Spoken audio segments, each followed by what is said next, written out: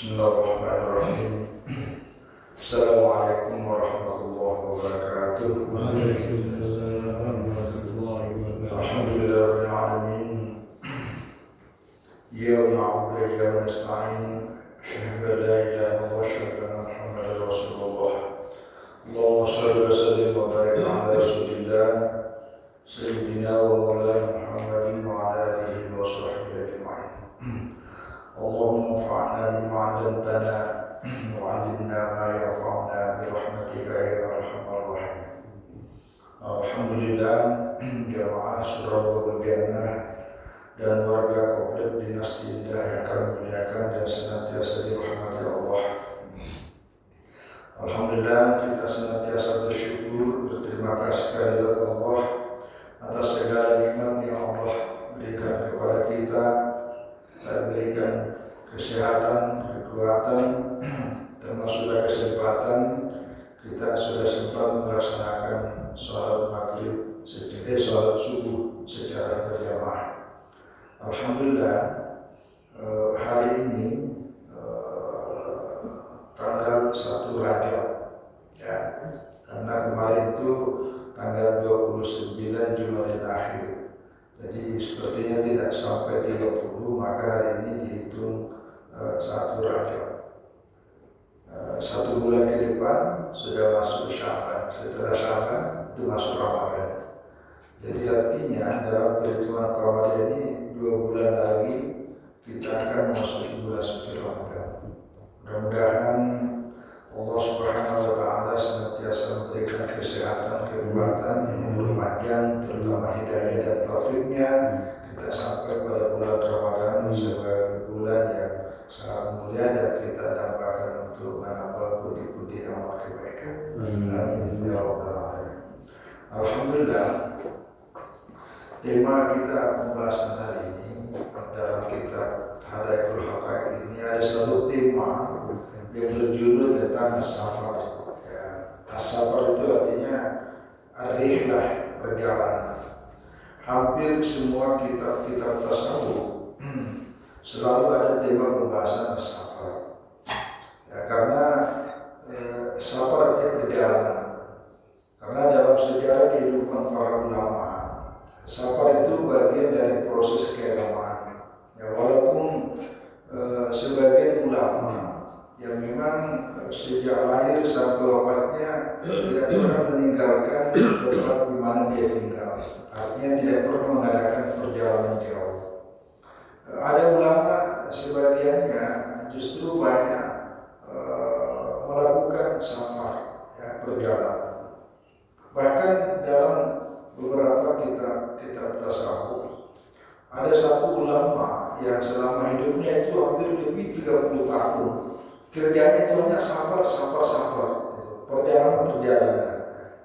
Artinya karena di dalam perjalanan itu akan terasa diuji keimanan kita, sekaligus juga menampakkan berbagai pengalaman yang bisa mendorong seseorang untuk semakin takjub, ya, bagaimana ciptaan Allah Subhanahu wa Ta'ala. Nah, kali ini saya buka, ini babnya saya masih jauh nih, bab as-samin was-salasun, bab yang 38. Tapi karena saya menghubungkan dengan pengalaman saya baru pulang nih, dari jalan di 9 negara di Eropa, 1 negara di Qatar, jadi ada 10. Itu luar biasa. Jadi kenapa luar biasa? Karena memang kita ini sudah terbiasa tinggal hidup di negara yang mayoritas Muslim. Jadi udah kebiasaan mencari masjid sangat gampang dan susah. Tapi begitu kita masuk di dalam sebuah negara yang Islamnya cuma 3-4%, masuk negara yang dimana Islamnya cuma 7% dan seterusnya, maka itu sangat terasa. Dari 9 negara ini hanya sekitar 5 atau 6 yang kita dapat menemukan masjid. Tetapi ada banyak hal yang menjadi pelajaran buat kita, termasuk misalnya negara pertama itu kan di Paris. Di Paris itu Islamnya cuma hanya sekitar 6 atau 7 juta, ya, 7 juta dari 66 jutanya 13% dari total yang ada. Tapi masjidnya ada di Kota Parasnya, alhamdulillah. Yang kedua, Islam yang ada di Paris itu memang kebanyakan dari Aljazair, dari Maroko, Albania. Itu jasa-jasa orang-orang yang, karena dulu memang Maroko itu kan dijauh oleh Prancis. Jadi itu. Nah, beda kalau di Jerman. Kalau di Jerman, di Belanda, itu rata-rata Islam Paris itu dimonopoli oleh orang-orang Turki.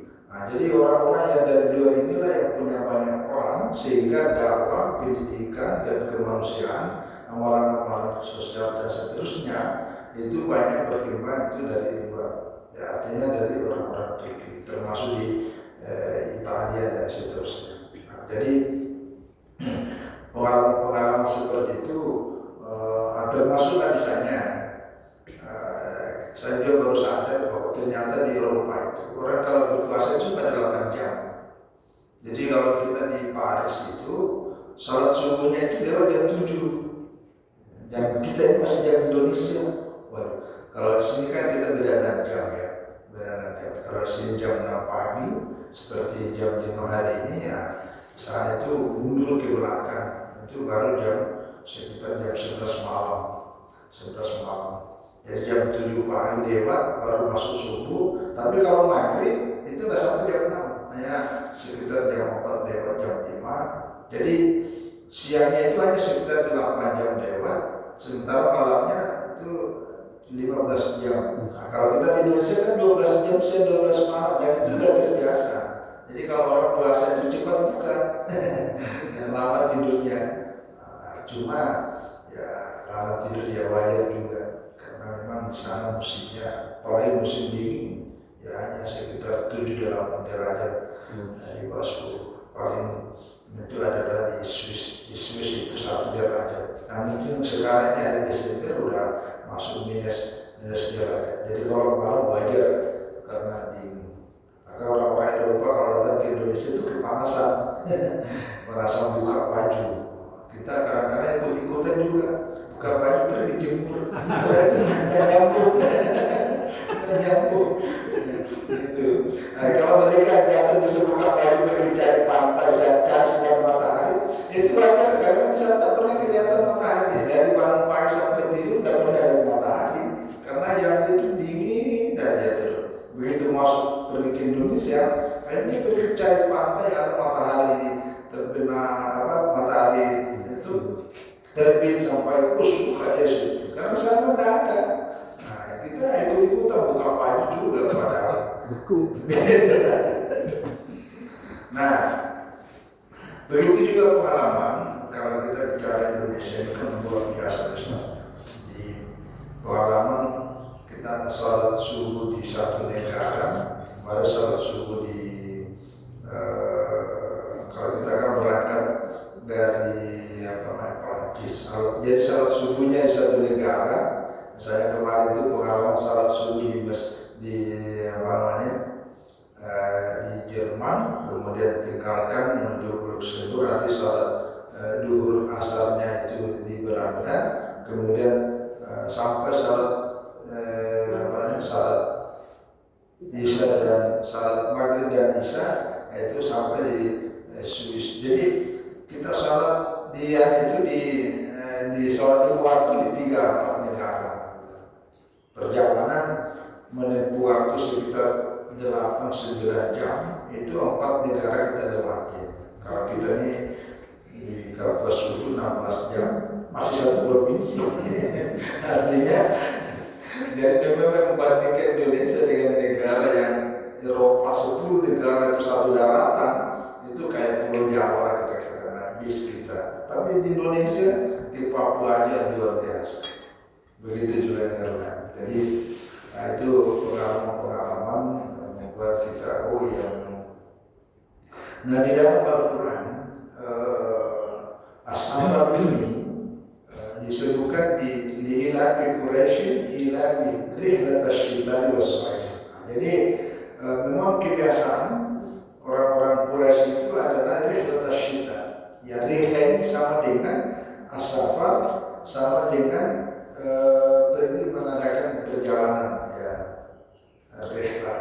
Rehlat asyita itu artinya musim dingin, wasfaid itu musim panas. Jadi memang pada zaman Rasulullah SAW memang musim itu ada. Kalau kita di Indonesia ya paling musim kemarau dengan musim hujan. Tapi kalau sekarang kayaknya tidak ada istilah musim, karena dulu musim hujan kayak malah panas. Musim hujan. Ya sekarang ya ada musim durian, musim lansat dan sebagainya. Jadi kata musim ini rihla asyita, rihla artinya mengadakan perjalanan itu sudah diungkapkan oleh Al-Quran. Di dalam Al-Quran pada surat Al-Baqarah ya surah Al-Mulk ayat 15, والذي جعل لكم الأرض ذلولا فامشوا بمناكبها وكلوا من رزقه. Nah ini juga ayat. والذي جعل لكم الأرض ذلولا. Dialah Allah yang menjadikan buat kamu al-arda. Allah menjadikan bumi ini untuk kita. Zalulan. Zalulan itu artinya bumi Allah jadikan buat kita ini. Zalulan artinya mudah dimanfaatkan. Ya, karena tempat kita untuk mendapatkan rezeki, ya inilah dari seluruh nikmat fasilitas yang Allah berikan di dunia ini dengan segala macam potensi yang ada. Itu namanya zalulan. Baru Allah memerintahkan famshu bi manakibiha. Jadi famshu ini sama dengan as-safar, sama dengan ar-rihlah. Artinya famshu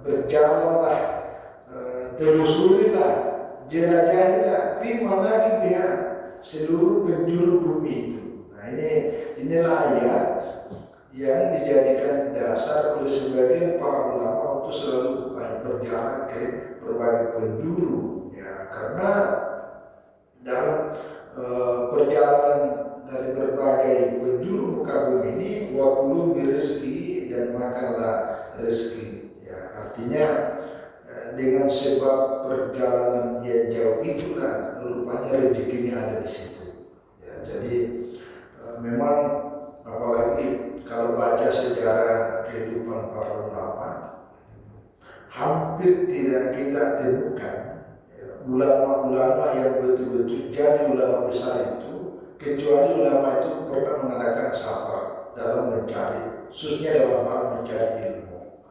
Kecuali Imam Malik.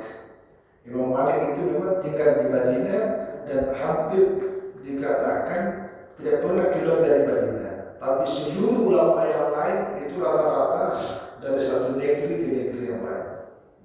Abu Hanifah, Imam Syafi'i, Imam Ahmad bin Hanbal, apalagi Imam ahli hadis. Karena tidak ada ulama yang mengumpulkan sebuah hadis berada dalam satu daerah.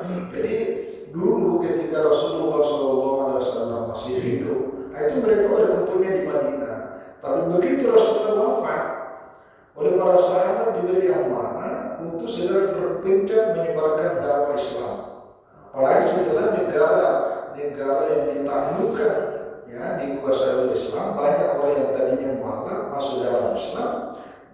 Mereka mau mengerjakan amalan ibadah tapi tidak ngerti. Nah disitulah terjadi periwayatan hadis karena para sahabat, orang-orang yang tadinya mualaf mau salat, mau mengadakan puasa dan seterusnya, tidak ngerti. Lalu mereka bertanya. Nah, dengan pertanyaan itulah para sahabat yang sudah terpencar berbagai negara, ada di Mesir, ada di Baghdad, ada di Syam, ada macam-macam. Mereka mengatakan dulu Rasulullah SAW pernah bersabda begini. Dulu saya mendengar Rasulullah. Dulu saya melihat Rasulullah melakukan begini. Di situlah terjadi periwayatan hadis. Nah ulama-ulama yang berikutnya muncul ketika hadis-hadis ini mau dikumpulkan dalam satu kumpulan buku kitab, itu mereka perlu mencari. Ada mengatakan, ada ulama, ada sahabat yang tinggalnya di Mesir dan tidak ada hadis yang mendapatkan itu kecuali dia. Dia datang ke Mesir hanya untuk mencari hadis itu. Mesir dan Madinah itu satu negara. Nah, itu penjaranya luar biasa. Apalagi kalau cerita Imam Bukhari sejak umur masih muda, itu 16 tahun keliling pergi safar.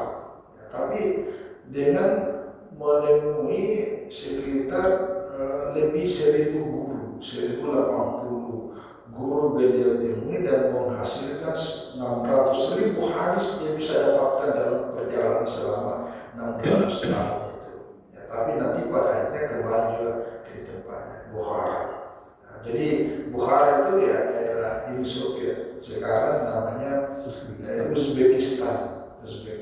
Itu luar biasa. Imam Muslim juga begitu, Imam Abu Dawud begitu, Imam Tirmidzi, Nasai, hampir seluruh ulama hadis itu banyak mengadakan tadi ini namanya rihlah, ya rihlah. Tapi rihlahnya ya betul-betul karena ilmu. Kalau sekarang namanya wisata, ya ditambah lagi istilah wisata religi, wisata religi. Ya, tapi memang disinilah juga memperlihatkan tadi itu tentang berbagai manfaat. Nanti pembahasannya di dalam kitab ini akan terbagi dua namanya rihlah. Nah berikutnya berkaitan dengan safar ini di dalam Al-Quran disebutkan wa idza darabtum fil ardi falaysa 'alaikum junahun an taksuru minas sholati in khiftum ayatina alladziina kafaru. Ini surat An-Nisa ayat 101. Wa idza darabtum fil ardi. Nah ini kata darabtum itu dari kata daraba, artinya jika kamu memukul. Tetapi ayat ini pengertian darabtum memukul, maksudnya itu kaki itu kan diinjakkan bumi kan seperti memukul bumi.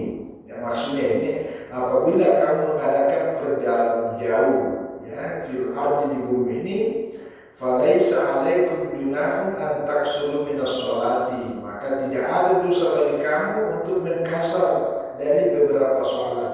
Nah inilah nanti dasarnya ini boleh mengkasar, yaitu dari sholat yang tadinya 4 rakaat, itu boleh dikasar. Kasar itu bahasa Arab, bahasa Indonesianya diringkas dari 4 rakaat menjadi 2. Itu namanya antaksuru minas sholati in khiftum ayatina alladziina kafaru. Jika kamu takut, ya, ayatina dipitnah, maksudnya diserang, ditimpakan bahaya oleh orang kafir. Ya, ini kaitannya dulu waktu zaman perang. Ya, tapi ayat ini sempat ada seorang sahabat bertanya kepada Sayyidina Umar, ya bagaimana ya Amirul Mukminin, sekarang kan sudah tidak ada peperangan, masih bolehkah kita mengkasar sholat? Inti ayat ini kan dulu diperintahkan, artinya boleh mengkasar sholat dari 4 rakaat menjadi 2 seperti dulu asar dengan isya itu. Ya karena memang suasana perangnya itu dimaksud in khiftum, jika kamu takut ayatina alladziina kafaru, diserang oleh orang-orang kafir. Nah sekarang kan ada lagi perang, masih bolehkah? Kata Sayyidina Umar, pertanyaanmu itu ke saya persis seperti yang aku juga tanyakan kepada Rasulullah SAW. Jadi rupanya Sayyidina Umar juga pernah bertanya kepada Rasulullah, ya Rasulullah, bagaimana kami masih mengkasar sholat padahal sekarang sudah tidak ada perang? Lalu Rasulullah menjawab bahwa kebolehan itu meringkas bagian dari rukhsah, keringanan. Dan keringanan itu adalah sedekah, ya, dikatakan sedekah. Ya, pakubaluha, maka terimalah sedekahnya Allah. Nah, jadi dispensasi keringanan ini juga nanti sama hadisnya tadi itu menceritakan tentang ketika sedang bulan Ramadan, ya kita ini kan wajib berpuasa, tapi ketika mengadakan safar, perjalanan jauh, maka dibolehkan untuk tidak puasa. Ya, karena itu sebagai bentuk rukhsah, keringanan, dan itu adalah sedekah, maka terimalah sedekahnya itu. Nah, yang menjadi penjelasan para ulama karena menggunakan kata amar di dalam hadis ini, pakubaluha, terimalah sedekahnya Allah itu. Nah, di sini terjadi perbedaan pendapat para ulama bahwa mana yang lebih utama ketika kita sedang musafir, lalu tidak ada juga peperangan, tidak ada juga halangan yang begitu sangat berarti, apakah tetap kita mengkasar salat atau tetap 4 rakaat seperti biasa? Apakah kita sedang puasa Ramadan lalu musafir perjalanan yang jauh, sementara kita juga tidak terlalu lapar, tidak ada terlalu ada kesulitan yang begitu sangat berarti, apakah kita tetap berpuasa atau mengkasar atau membatalkan? Nah, sebagian ulama mengatakan karena Rasulullah mengatakan terimalah sedekahnya, maka ada yang menganggap tetap lebih utama kita mengkasar sebagaimana apa yang dijelaskan di dalam ayat ini. Begitu juga kalau puasa Ramadan, selama ya, misalnya kita tidak terlalu kesulitan, tidak terlalu lapar, tidak terlalu haus, tapi antara puasa dengan tidak puasa sama saja. Apalagi orang kalau sudah sering puasa Senin Kamis itu, sudah sering puasa Nabi Daud, nah itu orang-orang yang seperti itu antara puasa dan tidak sama aja, tidak terlalu lapar. Nah, beda kalau kita ini yang tidak biasa puasa, begitu hari pertama, hari kedua, beratnya bukan main, karena tidak terbiasa.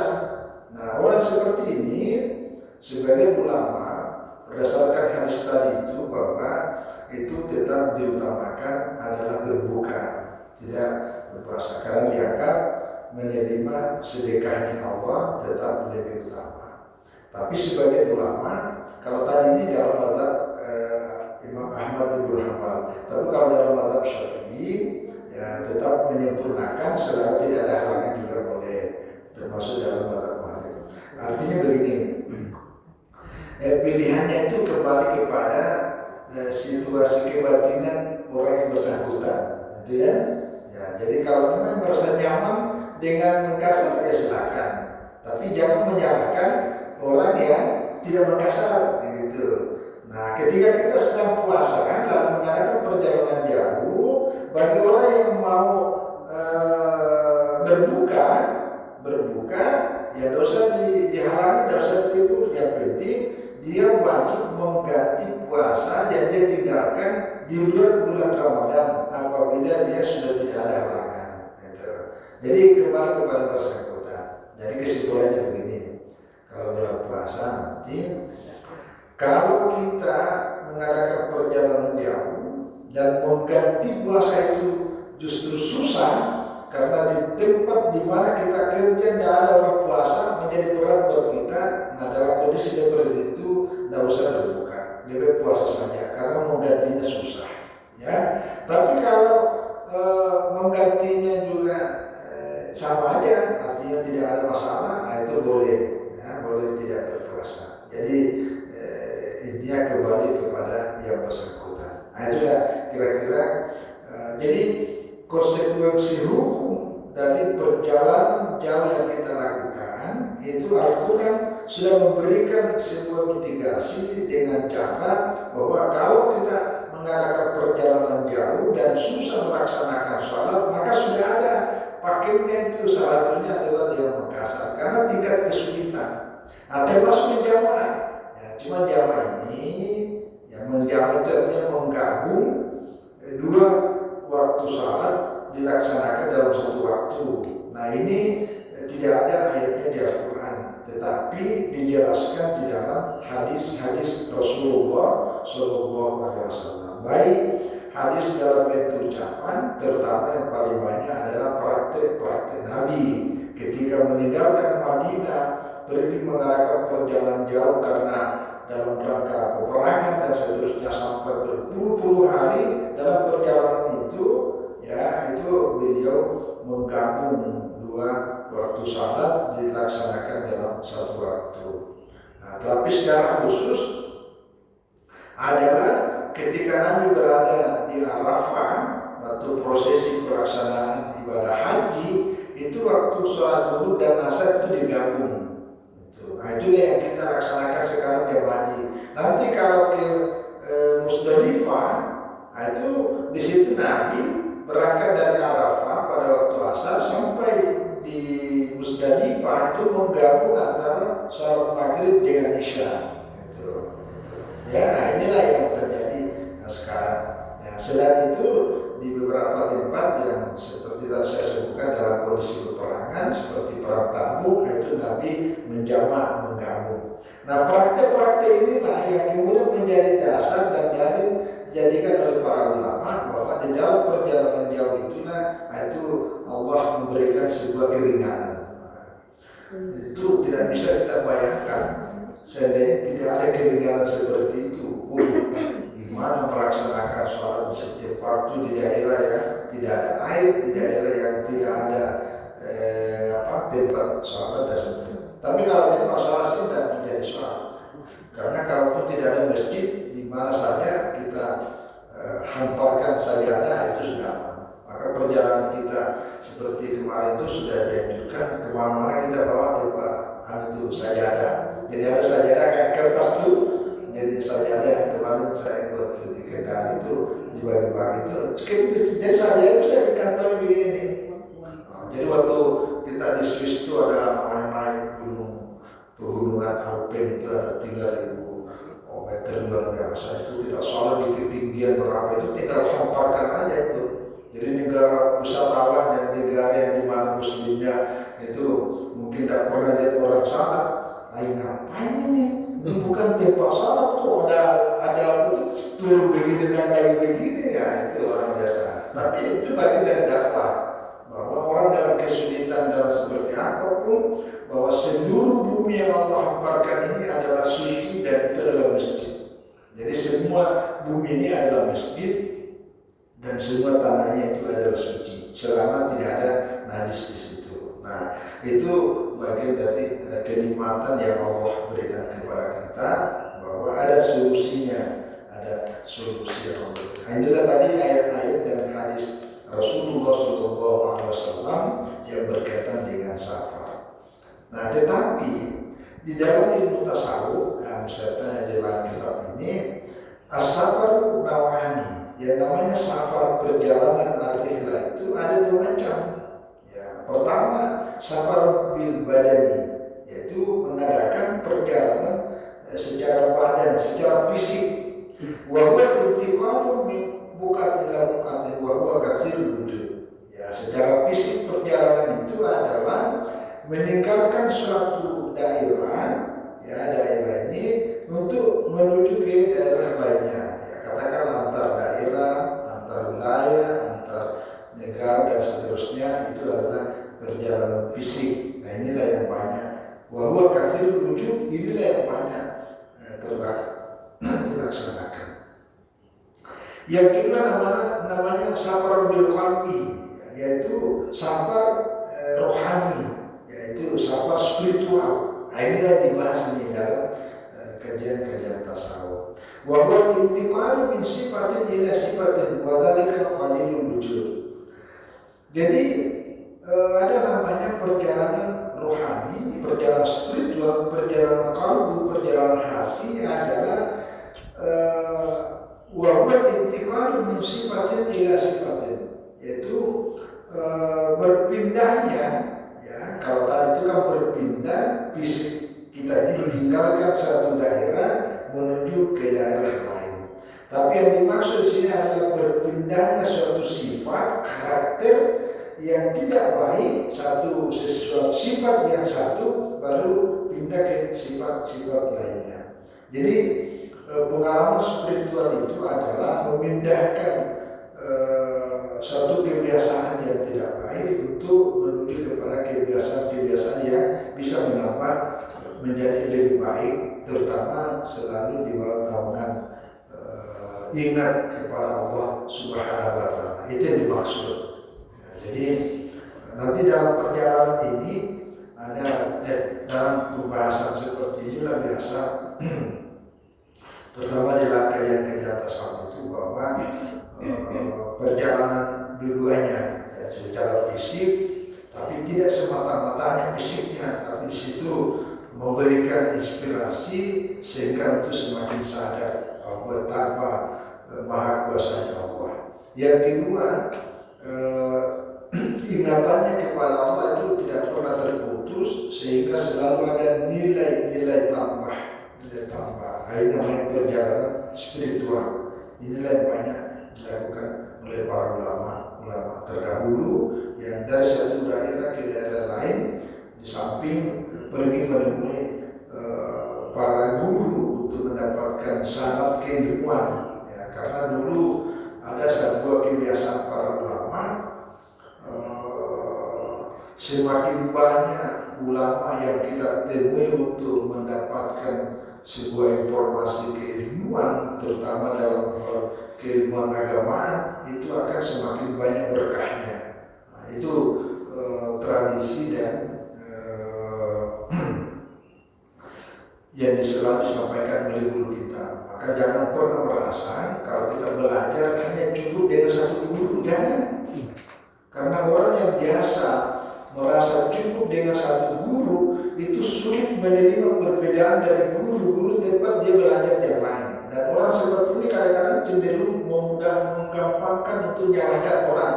Itu salah tuh, tidak pernah sampaikan guru saya begitu. Jangan, karena agama mengajarkan kita supaya banyak mencari guru, banyak belajar.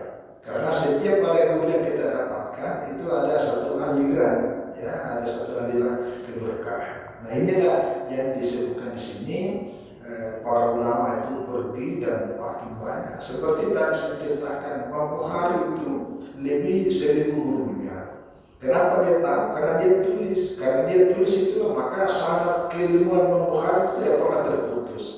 Maka dalam ilmu hadis, salah satu tradisinya adalah menjaga mata rantai sanad keilmuan. Sanad itu artinya ilmu yang kita dapat itu dari mana kamu tahu? Oh, dari guru saya. Guru dari mana? Dari guru saya. Guru dari mana? Guru saya. Jadi itu nyambung dan itu dijaga baik-baik. Itu adalah kebiasaan para dari zaman Rasulullah ke para sahabat sampai sekarang. Tapi di Indonesia sudah mulai agak pudar. Tapi ulama-ulama yang menjaga tradisi ulama yang dia bisa dapat dari gurunya, salatnya itu dikumpul dalam satu buku, dalam satu kitab. Jadi selalu jaga bahwa ilmu ini itu saya dapat dari guru saya. Dan itu terpelihara. Ya, termasuk itu. Jadi kebiasaan di pondok pesantren, kalau ada doa diajarkan oleh guru, itu dia katakan begini, ini doa saya ijazahkan kepada Anda yang saya terima dari guru saya menerima doa ini dari guru saya, gurunya guru saya menerima doa ini dari gurunya. Jadi doa itu nyambung, baru diijazahkan, diterimakan. Baru dia katakan saya menerima. Nah, itu dikatakan ijab kabul. Itu doa itu makbul. Beda dengan doa yang diambil dari TikTok, doa yang diambil dari YouTube, doa yang diambil dari buku-buku yang tidak jelas dari mana gurunya ini. Ya, itu bedanya ya. Ya walaupun jangan bilang juga, oh berarti kalau itu tidak boleh, bukan tidak boleh, itu boleh-boleh saja. Tapi sebaiknya cari ada doa-doa yang dari guru, karena itu ada kekuatannya di situ. Maka itu ulama yang mengajarkan doa walaupun satu kata, ulama mengajarkan 2 kata, hanya satu susunan kata, tapi penuh keberkahan. Dengan doa-doa yang kita hafal dari YouTube, yang apalagi sekarang ya karena eranya gitu ya, eranya panjang banget, tapi cepat lupa keberkahannya kurang. Ya, tapi ya tetap aja boleh. Nah, tapi ada sekarang guru yang begitu masukkan dalam medsos, itu udah ikhlaskan.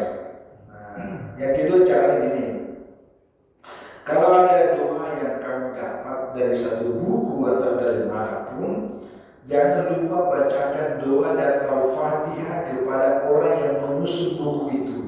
Nah, itu karena doa yang kita baca Al-Fatihah itu akan menyambungkan nilai-nilai terkandung dalam doa itu supaya punya nilai manfaat dan keberkahan. Jangan cuma dia baca tapi lupa kepada orang yang ngasih. Nah, itu.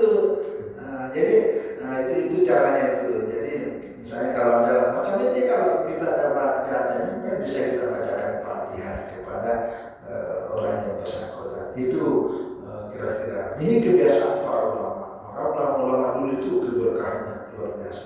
Ya karena ya seperti kita hari ini bisa memberi manfaat kepada diri dan kepada orang lain, itu kan berkah dari guru-guru kita yang dulu diajarkan oleh para ulama-ulama terdahulu.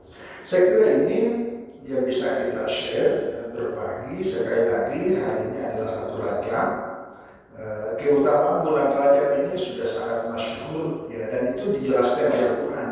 Jadi keutamaan bulan Rajab itu di Al-Quran dijelaskan itu di surat Taubah ayat 36 bahwa ada 4 bulan dari 12 bulan itu yang Allah memberikan sebuah kemuliaan. Dari 4 bulan itu ya salah satu di antara bulan Rajab. Jadi mulai kalau yang 3 itu kan berurutan itu dari Zulqa'dah, Zulhijjah, Muharram. Nah ini yang terpisah ini Rajab. Inilah sekarang Rajab ini. Jadi keutamanya bulan Rajab. Yang kedua juga persiapan. Nanti Rajab ini masuk bulan Syaban. Nah Syaban itu tinggal 1 bulan ke depan. Habis Syaban Ramadan.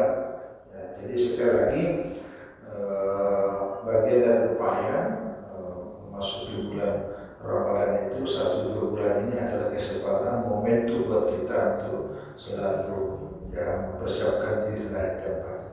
Saya kira ini bisa kita share.